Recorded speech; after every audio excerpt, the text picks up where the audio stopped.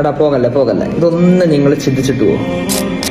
നിങ്ങൾ ദുനിയാവിന്റെ പുറകെ എങ്ങനെ ഓടുന്നുണ്ടോ, രാവെന്നില്ലാതെ രാത്രിയെന്നില്ലാതെ എങ്ങനെ ഓടുന്നുണ്ടല്ലോ. പക്ഷെ നിങ്ങൾ ആഗ്രഹിച്ച സാധനം നിങ്ങൾക്ക് കിട്ടുന്നുണ്ടോ? ആഗ്രഹിച്ച് നിങ്ങൾ കിട്ടുന്നുണ്ടോ? ഇല്ല.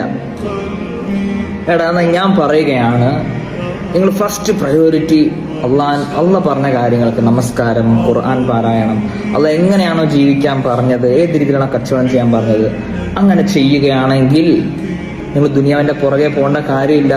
വല്ലാഹി വല്ലാഹി വല്ലാഹി ദുനിയാവ് നിങ്ങളുടെ പുറകെ വരും. ദുനിയാവ് വല്ലാഹി നിങ്ങളുടെ കാൽ കീഴിൽ വന്ന് നിൽക്കും.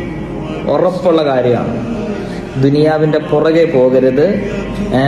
അവസാനം അള്ളാഹും ഇല്ല, ദുനിയാവും ഇല്ലാത്ത അവസ്ഥയാവും. നിങ്ങൾ അള്ളാഹിനെ ഫോക്കസ് ചെയ്യുക. അള്ളാഹ് പറഞ്ഞ കാര്യങ്ങളിൽ ഫോക്കസ് ചെയ്യാൻ പറഞ്ഞ രീതിയിൽ ചെയ്താൽ അള്ളാഹിനെയും കിട്ടും. അള്ളാഹ് ദുനിയാവ് വല്ലാഹി നിങ്ങളുടെ പുറകെ കൊണ്ടുവന്നിരിക്കും. ഇത് വാക്കാണ്. ഇൻഷാ അല്ലാഹ്.